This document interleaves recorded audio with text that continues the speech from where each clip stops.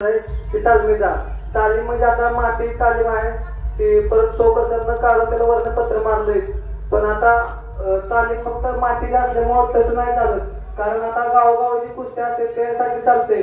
पण जी शालेय स्तरीय तालुका स्तरीय जी कुस्त्या असते ती मॅटवर असलेल्या सरता, आणि आजकाल जी महाराष्ट्र केसरी सुद्धा जी व्हायला लागली ती सुद्धा मॅटवर होत चालली. मग होते कसं, मातीत खेळण्यात आणि मॅटवर खेळण्यात जास्त फरक पडतोय. कारण मॅटवर लगेच खेळायला गेलं तर लगेच दम भरतोय, जर मॅटवर तसा वाटला तर तसं होत नाही. म्हणून आमची अशी मागणी आहे की तालीम सध्या आम्ही स्वखर्चाने बांधली आणि फक्त साईडचं राहिले त्यासाठी काय असेल ते. आणि अंकुश मामानं जर सांगितले की जर मंजूर होत असली तर आम्हाला सध्या मॅटसाठी मोठा शेड आणि एक मॅट मोठं जे काही ते साईज असेल त्याप्रमाणे पाहिजे. कारण गेल्या वर्षी आमच्या वर्षाच्या ज्ञानेश पांडुरंग सावंतचा वेगवेगळ्यापर्यंत निवड झाली.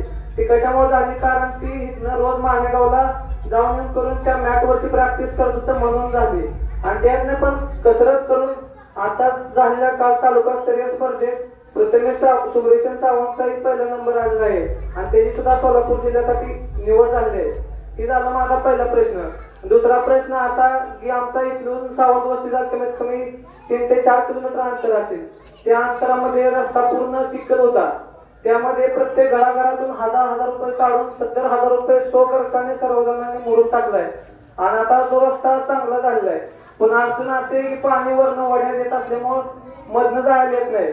मग शाळेच्या जी मुलांना असते ती काय जण राहते ती काय जण पूर्ण वरनं 5-7 किलोमीटर फिरून शाळेला येते. मग अशी आमची मागणी की सावंत वस्तीकडून तिकडून जर रस्ता निघला तर तिकडून रस्ता करून देऊन एक मधनं पूल द्यावं, किंवा तिकडून जे वाणे वड्यातनं रस्ता आहे त्यासाठी आम्हाला एक पूल पाहिजे. कारण जेव्हा जास्त पाणी येते तेव्हा शाळेच्या मुलांना जायला खूप अडचण येते. शाळेतच नाही पण सगळ्याच मुलांना अडचण येते. आणि माझा तिसरा प्रश्न असा की आमच्या सावंत वस्तीपर्यंत पूर्ण कुठं एक पण डीपी नाही. डीपी आहे ते सावळे वस्तीला, आणि त्याला असं झालंय की त्या डीपीवर कमीत कमी 50 भर मोटर असलेल्या, मग त्या मोटरमुळे एकाही पण मोटर चालत नाही.